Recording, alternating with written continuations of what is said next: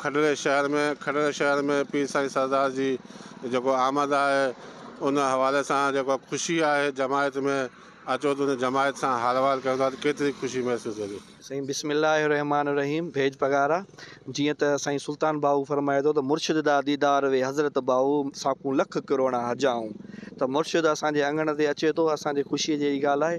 फ़क़ीर ख़ुदा बख़्श जे चांहि पाणीअ ते मुर्शिदनि ॾयो साहिब जी चांहि पाणी मुर्शिदनि करीमनि जेको आहे क़बूल फरमाई आहे। इन जे ख़ुशीअ में असां तयारी कई आहे ऐं तव्हां पहिरियां ॾिठो बि हूंदो त महबूबनि जी अचण जी ख़ुशीअ में असां जेको आहे सो झूमर बि हईसीं ऐं जेको असांजो जमायत जो रंग आहे समय बि हईसीं ऐं मुर्शिद जो दीदार असांजे लाइ ईद जे बराबरि आहे। सो मुर्शिदनि करीमनि जी इहा कर्म नवाज़ी आहे जो असां नाचीज़ ऐं ग़रीबनि जे असांजे कखा वनगण ते पंहिंजा रहमत भरिया क़दम घुमाए वेंदा ऐं इनशा पंहिंजे दीदार सां दर्शन सां असांजी दिलनि खे पुर नूर बि बणाईंदा ऐं असांजी रिज़्क़ रोज़ी बरकत में रब महबूबनि जे क़दम जे मुहाबे बरकतूं बि नाज़िल फरमाईंदा। करीम असांजे राज़ी थिया आहिनि अल्हम्दुलिल्लाह। असां 10 फ़क़ीरनि ते जमायत रोज़गार थी इहे असांजे लख कुर्ब पण मालिक जा आहिनि जंहिं असांते एतिरी संगत असांजी फ़क़ीर हाशिम ख़ासकेली जी आहियूं जे खॾे में आहे खॾे में न बल्कि पूरे पाकिस्तान में असांखे वॾी ख़ुशी आहे ऐं पीर साईं जी रहमत आहे जो असां हिते महबूब करीम पाण अचनि पिया। जी मुर्शिदनि महिरबानी थिया आहिनि जमायत में ख़ुशी जी लहर आहे। सभ खां अवल त आऊं अलाह ताला जो शुक्रगुज़ार आहियां जंहिं असां ते महिरबानी फरमाई आहे ऐं मुर्शिदनि करीमनि जा क़दम असांजे अंगण ते ईंदा।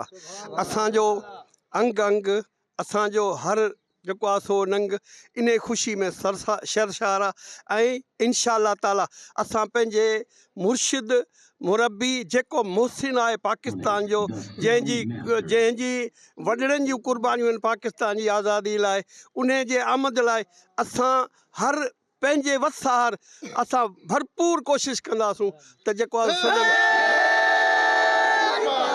संदन भरपूर आजियां कयूं जेको मसूर जी वाह खां थींदो करे पीर साईं बादशाह जन इंशाल्लाह 2 फरवरी सूमर जे ॾींहुं इंशाल्लाह असांजे अंगण ते ईंदा।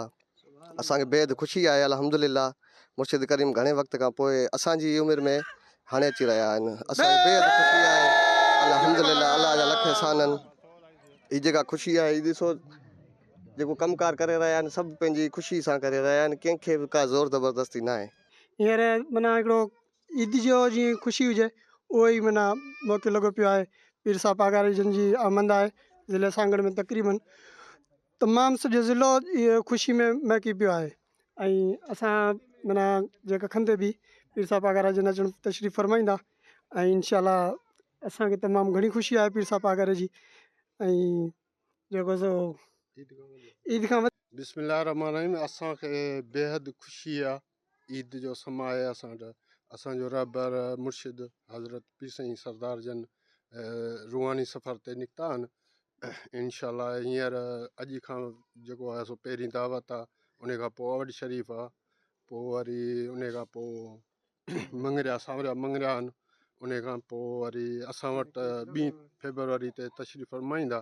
असांखे वधि में वधि ख़ुशी आहे ऐं असां त अहिड़ो बयानु नथा करे सघूं एतिरी ख़ुशी आहे जो असांखे वधि में वधि ख़ुशी आहे मुर्शिद जे अचण जी।